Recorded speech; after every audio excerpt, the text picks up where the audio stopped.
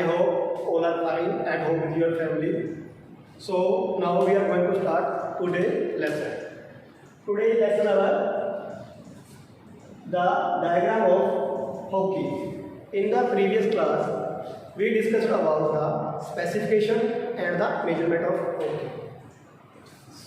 So today we will talk about the diagram of hockey field. Hockey field. How can we make the hockey field? सबसे पहले हमें क्या करना है कि सबसे पहले हम लोग लेंगे हॉकी फील्ड की लेंथ और width. We will take length and width. We know very well hockey field's length 91.40 meters. We can say 91 meter .40 meter into 55 meters. तो हॉकी का जो फील्ड होता है तो उसकी लेंथ कितनी होती है 91.40 मीटर और जो उसकी विड्थ होती है वो कितनी होगी 55 या 55 मीटर. तो उसके बाद में क्या करना है, कोई भी ग्राउंड निकालने के लिए हमें क्या होता है कि सबसे पहले उसका डायगोनल निकालना पड़ता है. तो हम लोग यहाँ पे डायगोनल निकालेंगे. डायगोनल दो तरह से निकलता है, एक होता है फुल डायगोनल, एक होता है half diagonal. First of I will tell you about the full diagonal and half diagonal. Calculation of full diagonal. We will take here Pythagoras. तो यहाँ पे हम लोग पाइथागोरस लेंगे और उसका प्रयोग करेंगे. पाइथागोरस जो फॉर्मूला उसका सूत्र क्या है, उसका फॉर्मूला क्या है, AB square plus BC square equal to AC square. इसमें क्या होता है कि आधार का स्क्वायर और लंब का स्क्वायर.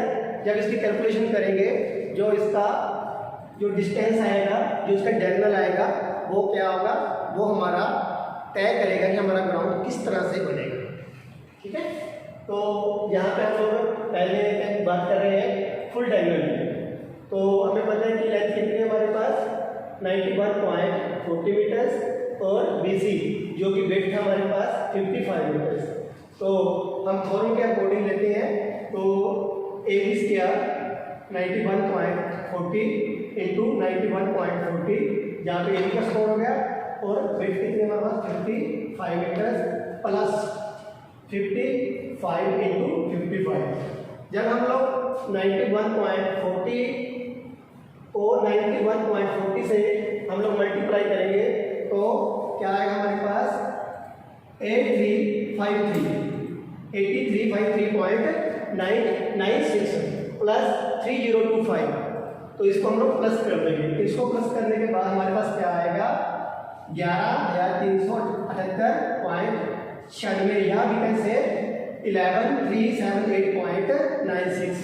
जब हम इसका अंडर रूट निकालेंगे, अंडर रूट निकालने के बाद हमारे पास डायगोनल होगा, हमारे पास आएगा 106.67 मीटर्स. ये हमारा डायगोनल आएगा. इसको हम लोग कह सकते हैं फुल डायगोनल. तो एक सूत्र हमारे पास ये है कि हम लोग फुल डायगोनल से ग्राउंड बना सकते हैं. और दूसरा हमारे पास कौन सा फार्मूला है, हाफ और डायगोनल. इसमें क्या होता है कि जितनी इसकी लेंथ होती है उसको हम हाफ कर देंगे और विड्थ सेम रहती है. AB इक्वल टू 4.57 मीटर और BC हमारे पास आएगा 55 मीटर्स. 55 मीटर्स. तो सेम पाइथागोरस प्रमेय यूज करते हुए AB का स्क्वायर करेंगे और BC का स्क्वायर करेंगे. हमारे पास AB कितनी है हमारे पास 45.7 इंटू 45.7. जब इसको दोनों को मल्टीप्लाई करेंगे तो हमारे पास आ जाएगा 2088.49 और जब 55 इंटू 55 को मल्टीप्लाई करेंगे तो हमारे पास आ जाता है 3025. जब इसको प्लस करेंगे तो हमारे पास टोटल कैलकुलेशन आ जाएगी 5113.49 इक्वल टू. जब इसका अंडर रूट करेंगे हम लोग इसी कैलकुलेशन का तो हमारे पास जो हाफ डायगोनल आएगा वो कितना आएगा 71.508 मीटर्स. तो हम लोग दोनों ही फार्मूले से ग्राउंड को प्रिपेयर कर सकते हैं.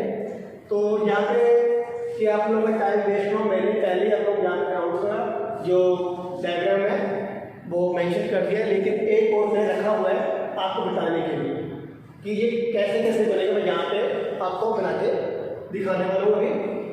और सबसे पहले हमें क्या करना है कि हम लोग दोनों सूत्र से मैं आपको ग्राउंड बना के दिखाऊंगा। पहले हम लोग ले रहे हैं फुल डायग्राम। जब हम फुल डायग्राम लेते हैं तो क्या कहते हैं कि हमारी जो बेस लाइन होती है, जो साइड लाइन होती है, हमने क्या किया कि पॉइंट ए और बी एक लाइन ली। इस हमारे पास ए और बी पॉइंट आ चुका है। इसकी लेंथ कितनी है हमारे पास 91.40 मीटर। फिर हम लोग एक पॉइंट और लेते हैं यहाँ पे सी। तो हमारे पास विड्थ कितनी है 55 मीटर। इसको हम बोलते हैं बैक लाइन। क्या बोलते हैं इसको? Back line. जब हमने लेंथ का स्केल किया था और प्लस में विड्थ का स्केल किया था, जो भी कैलकुलेशन है हमारे पास डायरेक्टली कितना आया था 106.67 मीटर। तो हम लोग क्या करेंगे कि पॉइंट ए पे यहाँ पे मेजरमेंट टेप रखेंगे और सी तक फुल डायगोनल है, जो फुल डायगोनल हमारे पास है 106.67। ऐसे हम लोग यहाँ पे मेजरमेंट टेप लगा के एक पॉइंट को सी से मिला दें और फिर एक पॉइंट डी इसी प्रकार से 55 मीटर। जब हम लोग लाइन लेंगे ए से डी तक, तो फिर उसी तरह बी पे टेप रखेंगे और वही फुल डायगोनल लेंगे और इसको डी से मिला देंगे।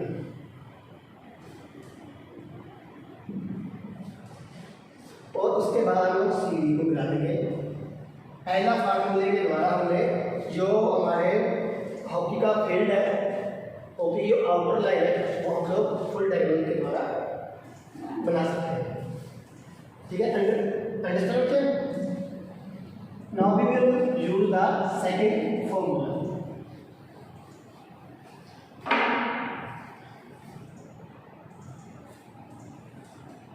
ए ओ बी हमारे पास कितनी है 91.40 मीटर।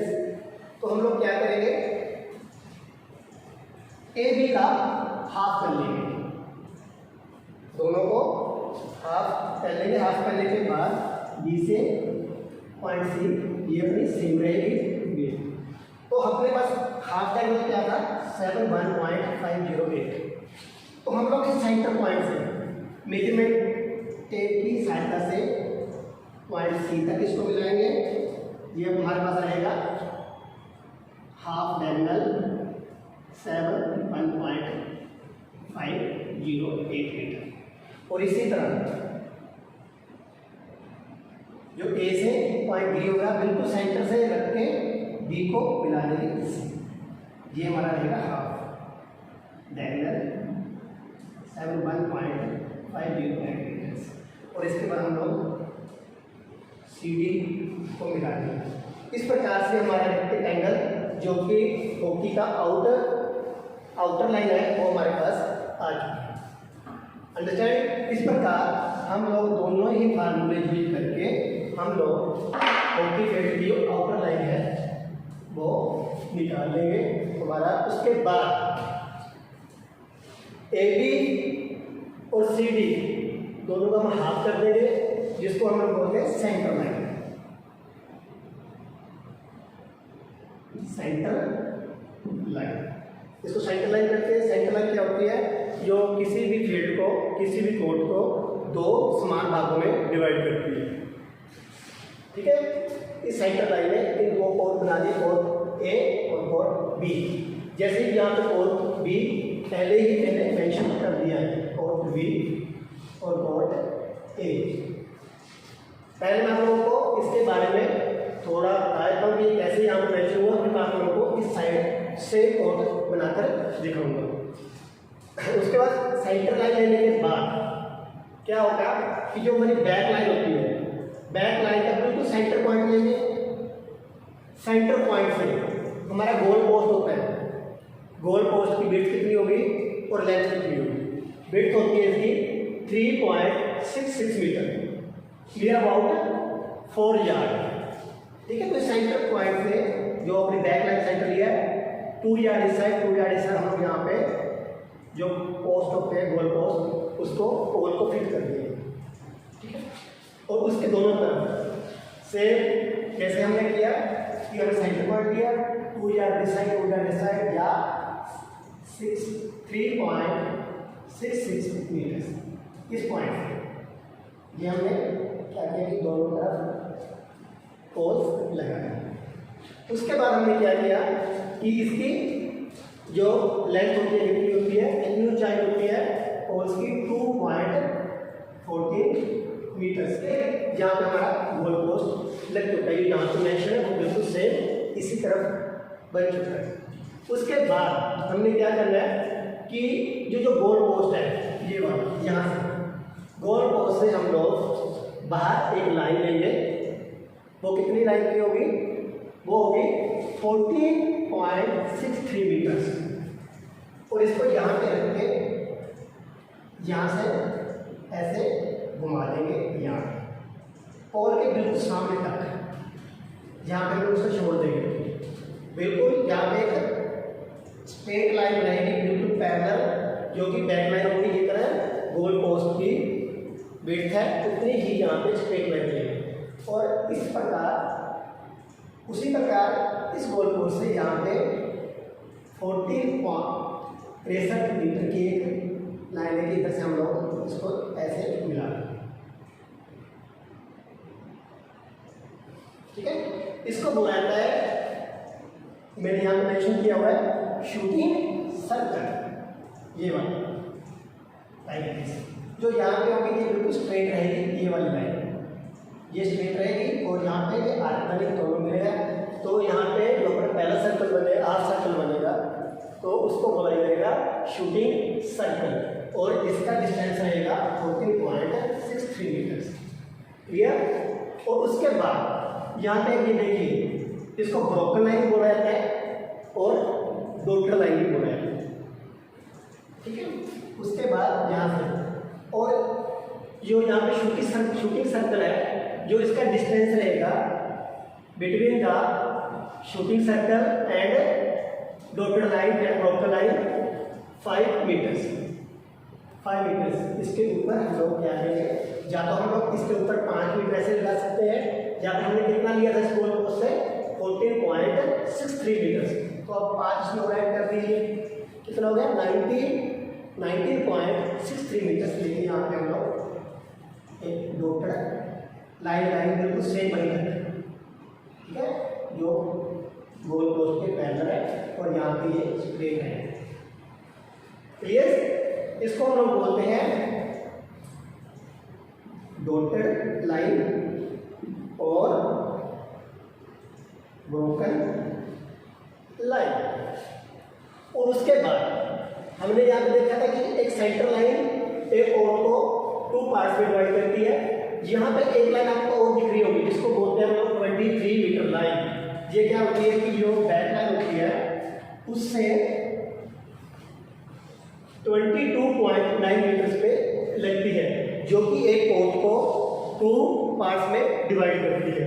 और इस लाइन से सेंटर लाइन के बीच में डिस्टेंस कितना रहता है 22.80 मीटर। ठीक है, जो लास्ट वाली लाइन है बैक लाइन से जो पोर्ट को डिवाइड करती है उसका डिस्टेंस रहेगा 22.90 मीटर। और जो यहाँ पे 23 मीटर लाइन है उसके और सेंटर लाइन के बीच में डिस्टेंस रहेगा 22.8 मीटर। जब हम लोग सबको इसको सारे को कैलकुलेशन करेंगे, इसको ऐड करेंगे तो इसका आपको कितना आएगा 91.40 मीटर इसका डिस्टेंस आ जाएगा हमारे पास। ज़्यादा क्लियर होता है। उसके बाद जो गोल पोस्ट होता है उसके बिल्कुल जो बैक लाइन होती है उसके वहाँ से एक यहाँ पे आपको निशान दिखाई दे रहा है गोल गोल, इसको हम लोग बोलते हैं पेनल्टी स्पॉट। जहाँ पे पेनल्टी स्पॉट लगाया जाता है ये कितना रहेगा यहाँ से यहाँ तक, इस पॉइंट से इस यहाँ तक, ये इसको बोलते हैं हम लोग पेनल्टी और वो रहेगा 6.40 metre, near about 7 yard. Clear. और उसके बाद क्या होता है कि इस तरफ देखो आपने जो 2 लाइनें लगी हुई है, इसको बोला जाता है पेनल्टी कॉर्नर। ये पहला पेनल्टी कॉर्नर और ये second penalty corner. Goal post के दोनों तरफ दो पेनल्टी कॉर्नर लगते हैं। जो पहला होता है, पहले का डिस्टेंस कितना रहेगा इस गोल पोस्ट से, पहले का डिस्टेंस रहेगा 4.55 मीटर, वी कैन से 4.55 मीटर्स। ठीक है, इस गोल पोस्ट से आपने लाइन लगेगी जो होगा 4.55 मीटर्स या near about 5 yard.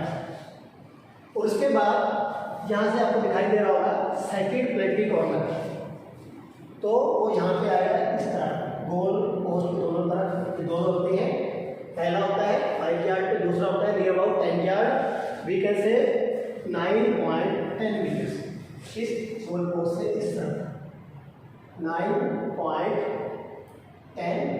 Metres, near about 10 yard. तो हमारा यहाँ पे दोनों तरफ पेनल्टी जो कॉर्नर है वो भी मेंशन रहते हैं। उसके साथ ही हमारा जो ग्राउंड है वो बन के बिल्कुल रेडी हो चुका है। मेरे अकॉर्डिंग जितनी भी जानकारी थी मैंने जहाँ पे आपके सामने सारी आप लोगों को दी है, पॉइंट टू पॉइंट क्लियर किया है। अगर फिर भी कोई क्वेरी रहती है तो आप लोग मुझे व्हाट्सएप पे आप लोग कोई भी मैसेज आप लोग करके जो भी डाउट होगा वहाँ पे आप लोग सेंड कर दीजिए, आपकी प्रॉब्लम सोल्व हो जाएगी। फिर मुझे उम्मीद है कि जो कि हॉकी फील्ड का डायग्राम आज बनाया गया है वो आप लोगों को समझ में आ गया होगा। इसी के साथ हम लोग आज का लेसन हमारा समाप्त करते हैं। Thanks, have a nice day, take care, stay at home and be safe with your family.